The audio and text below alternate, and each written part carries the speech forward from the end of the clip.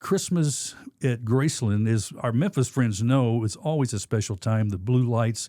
Elvis loved Christmas, and Ryan Pelton here in Branson loves Christmas too. Merry Christmas, Ryan. Merry Christmas. Good to be here. Elvis did have a love for Christmas, special time at Graceland, and you're all about Elvis here in Branson, especially at the Pepsi Legends Theatre. Absolutely, absolutely. It's funny, we start Christmas in November 1st in Branson, so you get 2 full months of it. It's kind of cool. I don't even know that they do that at Graceland, but you get 2 full months of it here in Branson. Have you been to Graceland at Christmas time? I have. Yeah. I have. This is years ago.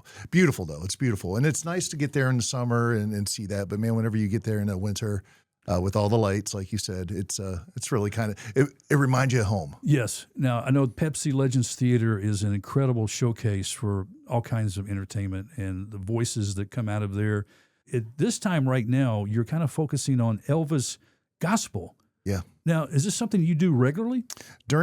So basically the Christmas show is a country Christmas show. Elvis is more rock and roll. Obviously, he sang some kind of country songs, but it's an opportunity for me to do something different, and that's why we include the gospel during the Christmas season. So I love it. Out of all of Elvis's music, his gospel is definitely my favorite. So it's awesome to be able to sing Christmas songs and gospel songs during the season. Have you discovered any other connected stories with Elvis when it comes to his gospel music? Man, I'll tell you what, the thing about Elvis Presley and his gospel music is that through his career, anybody that worked with him, you talk to him, it was always about the gospel music. Backstage, warming up, hanging out, after the show, whatever. It was always about the gospel music. He loved to get guys around and sing like a quartet. And just some of the songs that Elvis did are different than the normal gospel songs you'll hear, too, because it's those 4-part harmonies. It's that gang singing, And man, you talk about getting your spirit all revved up, man. Elvis gospel will do it. You had the Imperials backing him up, J.D. Sumner backing him up. Stamps, the Jordanaires. I mean, incredible. His biggest thing he wanted to do was be a gospel music singer.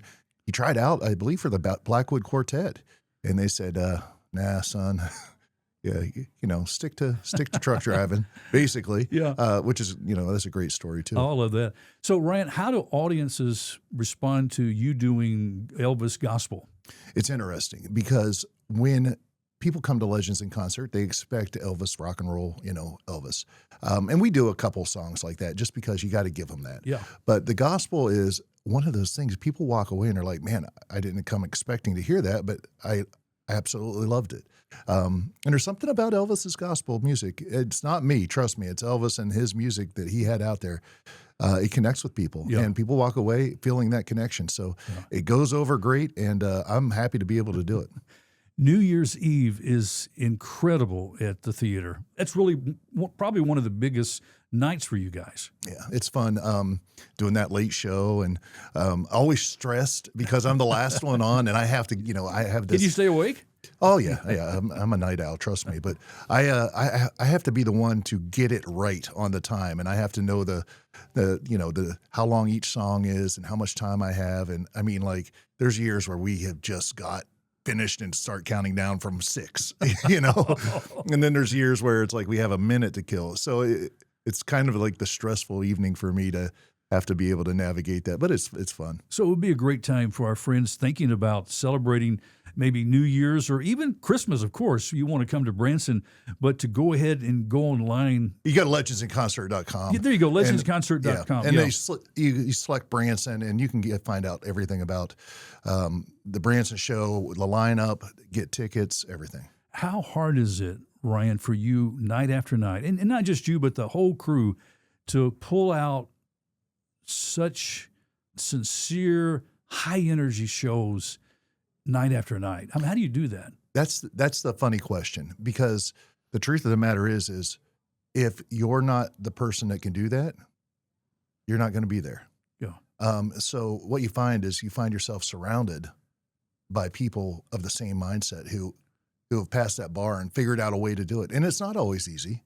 It's just like everybody else. Everybody has an off day, but the difference is you've got a job that you're being judged on by, hundreds of people every night. You need to go out and perform. It's no different than maybe the NFL, Right. If you're not playing well, you're not going to be on the team. And you've been doing this now has it been 20 years? almost 30. Almost 30 20, years. 28 plus. Oh, Yeah. my. It's incredible. It doesn't get stale, does it? You have to find the way to make it new every Yeah. day.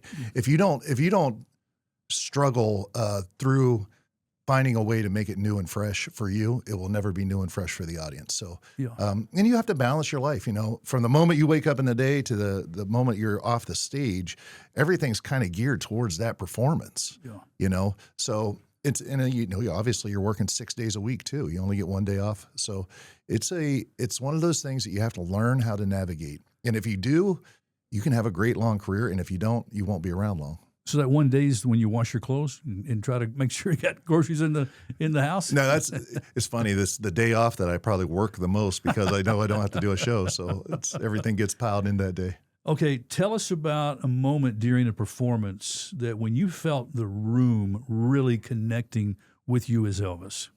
It's funny. I do a gospel show during the Branson Elvis Festival, and I have a quartet. The Blues Brothers are two of the guys in the quartet, and there's two female singers. And man, there's something about a quartet and having a group on stage.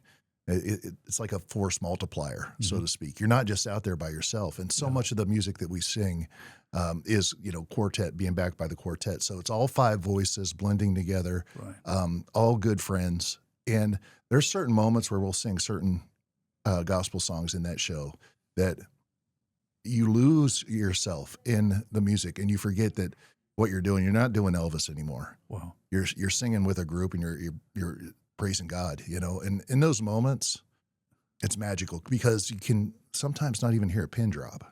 Oh, wow. And it's powerful.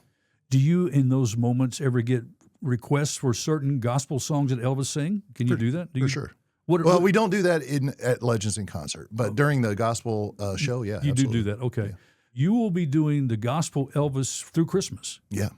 Okay. So do you have a favorite song you like to sing, gospel song, in the show? The audience favorites are always going to be things like How Great Thou Art. Sure. But there are some beautiful songs like Help Me that we're singing. But really some of the best songs that I love are the upbeat ones like Swing Down Sweet Chariot, Oh, yeah. I, John, Yeah. where you can clap your hands, sing along, smile.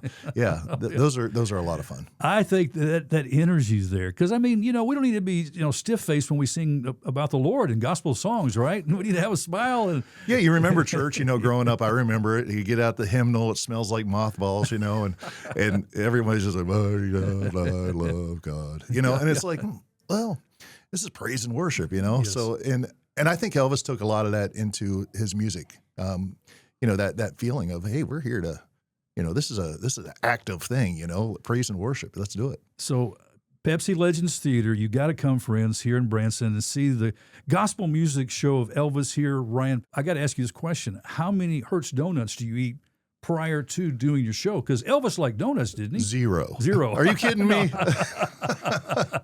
I'm trying to stay the thinner Elvis. No jelly donuts, huh? No jelly. Donuts. Okay, as we wrap up here, what is your favorite thing about Christmas in Branson? Well, number one, everyone's in it to win it. It's almost like the southern North Pole. November 1st rolls around and it's Christmas. Yeah. And I love that time of year. There's something special about it. There's no way about it. It doesn't really feel like Christmas though until after Thanksgiving. So here we are, November 1st, breaking into the Christmas stuff. But there's a special feeling, and it feels like people are a little closer. People come together a little bit more. You see families, kids.